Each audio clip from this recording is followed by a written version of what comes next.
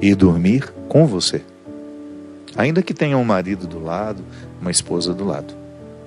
A última conversa é com você. Porque é a única forma que você tem de falar com Deus. Às vezes nós pensamos que falar com Deus é jogar uma palavra para fora. Não. É jogar uma palavra para dentro. Porventura, essa palavra é expressa e quando nós dizemos o sopro, joga ela para fora de dentro de nós. Você está falando com o outro, para o outro. Mas a nossa oração, a profunda oração, o encontro pessoal com o Senhor, é uma oração que você joga, uma fala que você joga para dentro. E o poder da palavra é fantástico. É uma pá que ara, lavra, né? Vai arando, vai abrindo sulcos, abre espaços dentro de nós. E quando nós jogamos uma palavra oracional para dentro de nós, ela vai abrindo espaços, vielas, ruas, avenidas, que nos dão acesso ao Deus que nos habita. Ah, padre, mas se Deus mora em mim, por que eu tenho que ir à igreja? Porque eu sou ritual. E tudo aquilo que eu caminho por fora é uma maneira que eu tenho de, simbolicamente, caminhar para dentro de mim. Então, quando eu digo uma palavra em oração, em particular, eu estou jogando essa palavra para dentro de mim para que essa pá lavre, para que ela are, para que ela abra espaços que me permitam chegar ao Senhor que está em mim. Deus me habita. Deus habita você. Mas pode ser que a nossa visão pessimista nos faça pensar que não. A gente se interpreta tão pior do que a gente é. Nós somos tão cruéis na abordagem que nós fazemos sobre nós. Somos também cruéis com as abordagens que nós fazemos sobre os outros. Aliás, como nós erramos nessas visões que temos uns dos outros. A gente facilmente se apressa em julgar, em dizer que o outro é assim, assado. Não sabemos nada. O que eu vejo do outro é um fenômeno. É fenomenologia, é aquilo que se manifesta diante de mim. Mas aquilo que o outro se manifesta, aquilo que o outro manifesta diante de mim, é tão pouco do que ele é. Às vezes aquilo que eu estou conseguindo ver é o contrário do que ele é. Porque às vezes uma pessoa está sendo agressiva porque ela precisa ser amada, e eu acho que ela é a pior pessoa do mundo porque ela é agressiva. Mas no fundo é uma pessoa que precisa ser amada. Então o que eu vejo não corresponde à verdade. O que eu vejo é apenas um equívoco, um deslize dela em não saber pedir o que ela precisa. Sim, quantas vezes eu peço afeto da pior forma, sendo agressivo, ciumento, possessivo.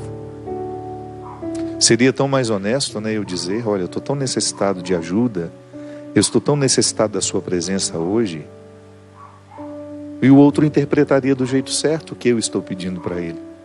Mas às vezes eu chego aos gritos, rejeitando, mandando embora, quando na verdade eu quero que fique, que me ame, que esteja comigo. Então quando eu não sou honesto com o que eu sou, eu prejudico o outro me perceber. Mas eu erro comigo, quando eu tenho uma visão distorcida de mim, quando eu me interpreto muito pior do que eu sou. E é interessante que uma pessoa que é pessimista em relação a si, a primeira coisa que ela expulsa dela é a possibilidade dela ser amada por Deus. Ela tem muita dificuldade de acreditar que Deus a ama, e muito menos que Deus a habita. Pensar isso, né? Eu sou um sacrário. As pessoas vão à igreja, elas reverenciam aquele sacrário que está ali, porque a Sagrada Comunhão está ali, a Sagrada Eucaristia está ali. Mas eu passo pelo meu irmão e me esqueço que ele também é um sacrário vivo, ambulante. Tenho respeito pela Eucaristia, mas não tenho respeito pelo meu irmão, que trabalha comigo na equipe de liturgia, na equipe de trabalho dentro da igreja. Não tenho reverência pelo ser humano que foi me atender na loja, ou não tive reverência pelo cliente que eu fui atender na loja em que eu trabalho. Que cristianismo é esse que me faz ficar prostrado diante da hóstia consagrada, mas não me leva a estender a mão a um irmão que está do meu lado? Que cristianismo é esse que não me ensina que o respeito pela Sagrada Eucaristia também precisa se desdobrar pelo respeito que eu tenho com as pessoas que convivem comigo? Que não é justo eu não reconhecer essa dignidade, inclusive em mim, de perceber que esse Deus escolheu morar em mim, e que eu vou ficar muito bravo e que eu vou fazer de tudo para que aqueles que querem atentar contra o Deus que me habita não obtenham o seu sucesso. Eu não quero a profanação do outro. Da mesma forma como eu não quero profanar ninguém. Não quero profanar a sacralidade do outro. E não quero que o outro profane a minha sacralidade. Por isso zelarei para que as pessoas que têm acesso a mim deem os seus primeiros passos na minha direção, sabendo que sou um homem sagrado. Mesmo que eu não fosse padre. Eu sou um homem sagrado, desde menino. E porque ainda sou padre, tenho uma responsabilidade maior em zelar por essa sacralidade. Porque é um dom que Deus me deu. É um dom que eu guardo, que eu cuido todos os dias. E estou cada vez mais atento àquilo que pode ser um atentado à minha sacralidade. Não posso, não tenho direito. Sabe por quê? Porque eu mereço viver isso. Não é porque é uma obrigação que eu reconheço diante de Deus. Não, é um direito que eu tenho. E eu tenho feito de tudo para que aqueles que são evangelizados pelas minhas palavras descubram isso. É um direito que você tem sentir-se sagrado e viver como tal. Pensar-se como sagrado. Sentir-se como sagrado. Agir como sagrado. Porque essa sacralidade, ela é irrenunciável. São Paulo já fala numa das suas cartas. Os dons de Deus são irrevogáveis. Ele não muda de ideia. Eu derramei sacralidade sobre aquela pessoa, mas ela está vivendo uma vida muito promíscua. Vou retirar. Não. A vida promíscua daquela pessoa, em todos os aspectos, não só sexual, mas moral, ético. A pessoa pode se envolver em corrupção, pode fazer injustiças, cometer atrocidades, pode matar. Essa vida de promiscuidade pode até fazê-la esquecer que ela é sagrada, mas nunca retira dela a condição de sagrada. Por isso que nós não podemos fazer escala de dignidade. Essa pessoa tem mais dignidade que a outra. Eu sei que culturalmente nós somos formatados para pensar assim. Se tem uma coisa que mudou muito nesses tempos, né, justamente a forma como nós olhamos para os nossos políticos. Eu me lembro, eu era criança, o prefeito passava, parecia um ser de outro mundo, né? Porque a gente foi educado para isso. O bispo, meu Deus, a gente tinha um medo daquele bispo, porque a gente achava que ele era muito melhor do que nós. O Papa, o rei, nós somos assim, né? Nos países onde tem a monarquia, desde criança, elas são educadas a admirarem os reis e as rainhas, os príncipes e as princesas. Eu tenho sempre um pé atrás em relação a isso. Porque eu tenho medo que essa cultura nos leve a pensar que o outro tem uma dignidade, desfruta de uma dignidade superior àquela que nós desfrutamos. Observo muito isso em relação a quem faz sucesso, de como essas pessoas são retiradas do senso comum e colocadas numa galeria, como se elas fossem sobrenaturais. Vai conviver com elas para ver. Sofrem dos mesmos medos que nós, as mesmas dores, as mesmas ansiedades, as mesmas angústias, só que elas estão revestidas de projeção. E há artistas que são construídos assim, quanto mais inacessíveis, melhor, porque elas vão durar muito tempo. Esses artistas duram muito tempo, porque sendo inacessíveis, são sempre imaginados perfeitos. O artista, quando começa a se mostrar muito, ele vai retirando essa casca do que os outros imaginam, e muito rapidamente eles entram no fosso do desprezo. Não são eles que estão errados em se desfazerem, em se desconstruírem daquilo que os outros imaginaram. Nós é que estamos errados em pensar que porque eles desconstruíram, eles não são tão bons quanto a gente imaginava. A gente para de admirar com uma facilidade muito grande. Porque o outro frustra em nós o que nós gostaríamos que ele fosse. Não é o outro que está me frustrando. Sou eu que estou sendo frustrado por aquilo que dele imaginei. Eu gosto das pessoas, eu admiro as pessoas e pronto. Não tenho o direito de enclausurá-las naquilo que eu quero que elas sejam. Não é justo. Na minha relação com o outro, seja ele famoso ou não, o que eu espero é cultivo de dignidade, respeito pela dignidade. Isso é fantástico. Eu identifico em mim, olho em mim, sei que não tenho mais dignidade que ninguém, mas também sei que ninguém tem mais dignidade do que eu. Eu estou aqui, guardião da dignidade que Deus me deu. E quero estar ao seu lado para que você também seja guardião da dignidade que Deus lhe deu. Nem melhor nem pior que ninguém. Apenas você. Com as suas diferenças, com a sua idiosincrasia, com tudo aquilo que é próprio do seu jeito, próprio da sua personalidade, do seu temperamento. Você é você. E é esse ser que Deus ama. Mesmo que eu não ame, Deus ama. Mesmo que eu tenha dificuldades, Deus não tem dificuldade com as suas criaturas. Você pode até ter com Ele, mas Ele não tem com você. Por isso que é tão simples a conversão. Nós podemos até complicar quando falamos dela, mas conversão é você, num primeiro momento, reconhecer que Deus não tem dificuldade com você. Ele não tem dificuldades com o seu jeito de ser. É você que tem com Ele. E que, portanto, quando você sabe que Ele não tem dificuldades com você, você fica mais livre diante dEle. Não é assim que acontece quando você fica livre diante de um amigo? Não é muito mais fácil você corrigir uma postura que lhe faz mal, que lhe prejudica, que lhe retira do direito de viver melhor a vida, quando você tem um amigo que olha para você sem dificuldades com você, sem dificuldades com aquele seu jeito? Eu tenho muito mais facilidade de mudar uma conduta a partir de um amigo que não tem dificuldade com os defeitos que eu tenho. Ah, mas eu vou me acomodar porque ele não tem dificuldade com o meu defeito? Não. Mas aos poucos ele vai me contagiando com a oportunidade de modificar as peças do tabuleiro e fazer um jogo mais favorável a mim. Porque em última instância, minha gente, o viver bem consiste em você julgar bem o jogo da vida, articulando as situações, as pessoas, as oportunidades, tudo aquilo que compõe a sua ambiência existencial.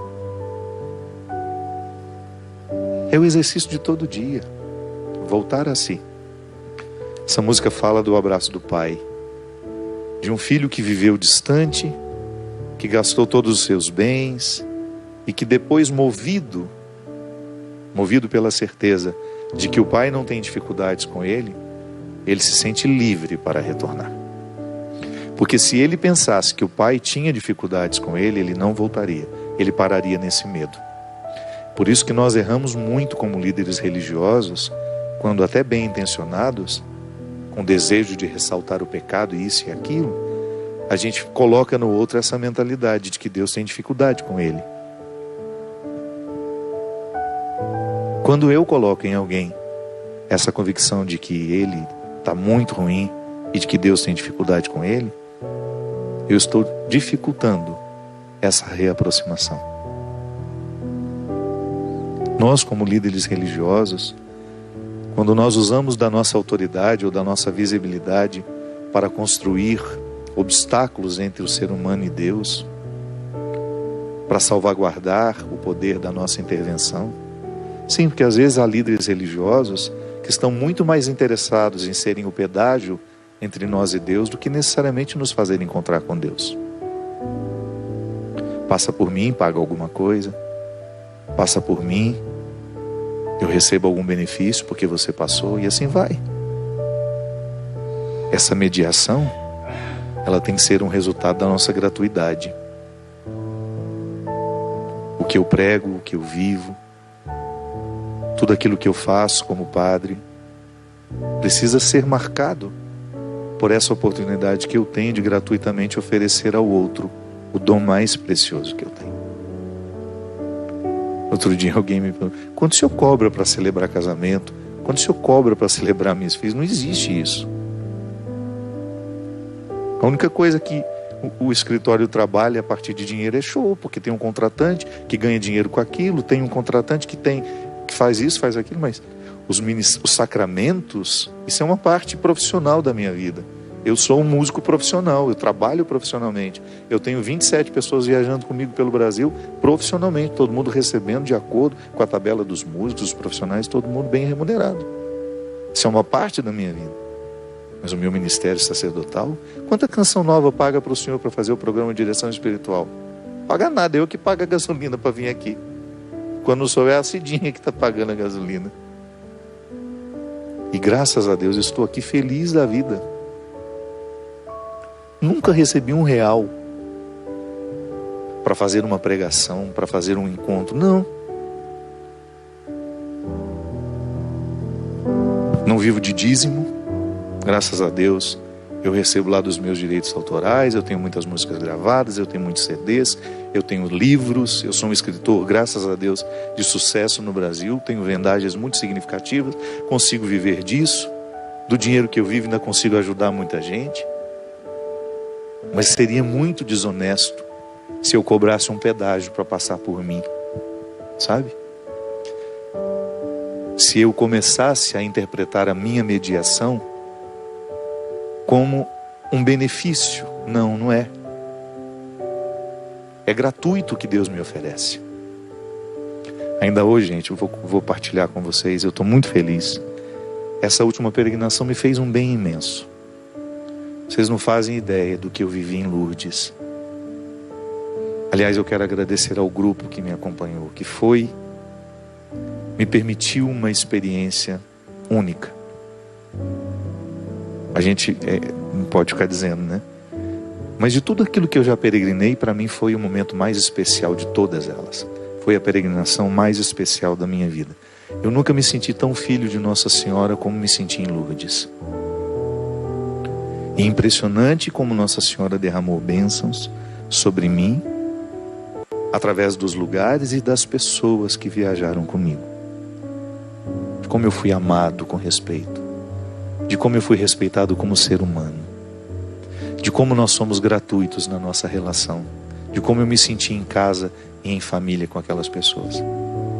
E aí eu estava, de repente fui visitado por um processo de fertilidade, sabe? Quando você fica fértil, cansado fisicamente, claro, mas fértil. E aí eu fiquei 8 dias em Portugal ainda depois que eu terminei.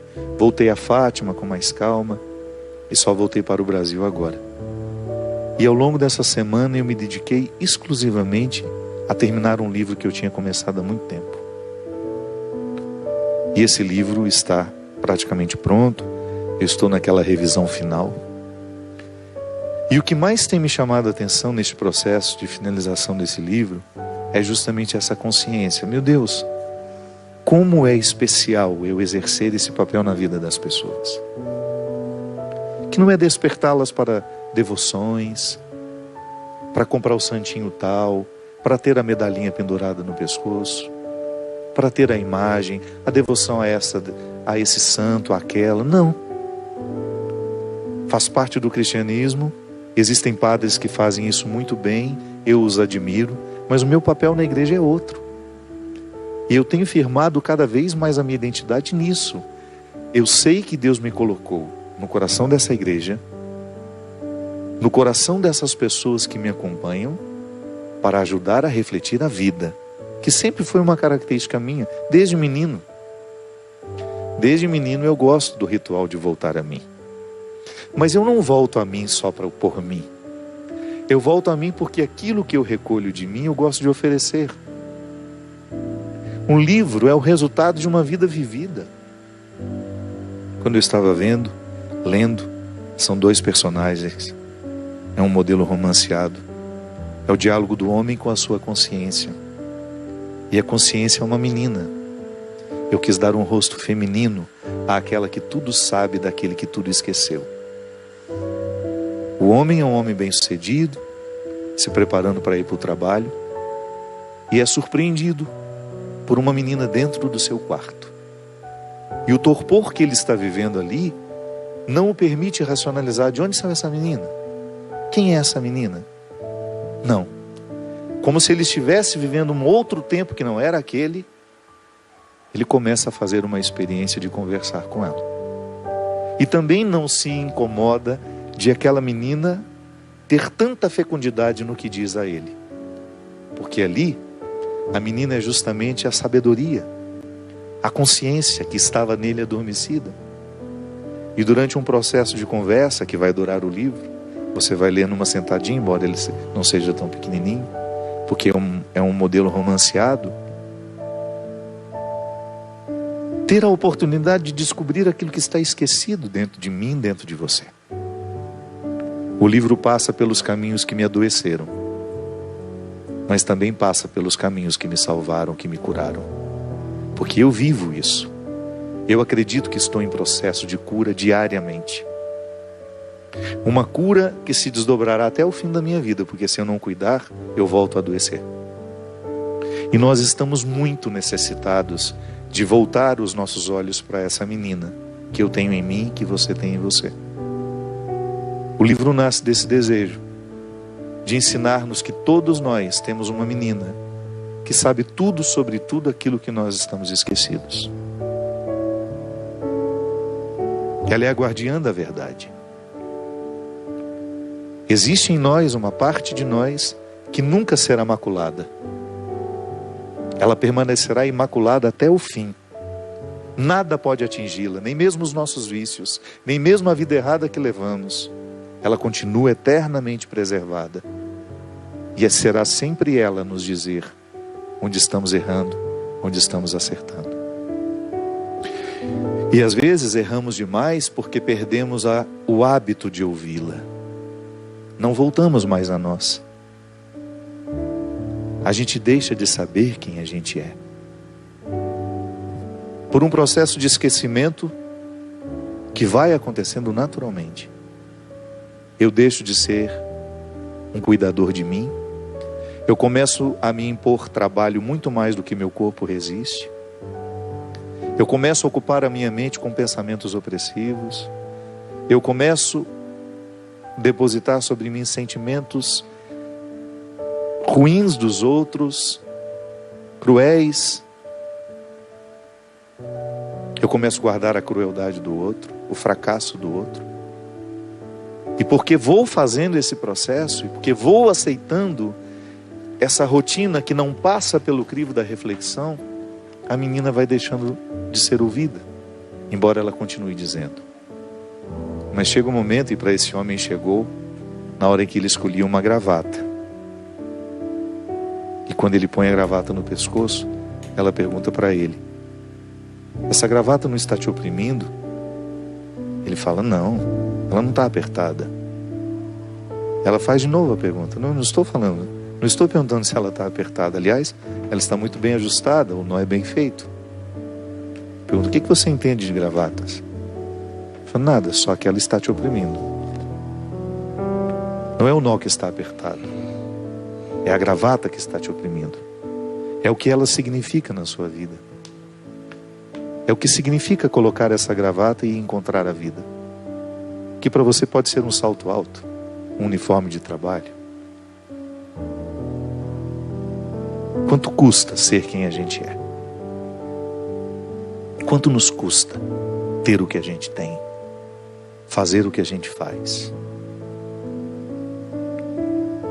É só agora, quando a gente volta para dentro de nós, que essas perguntas podem ser respondidas.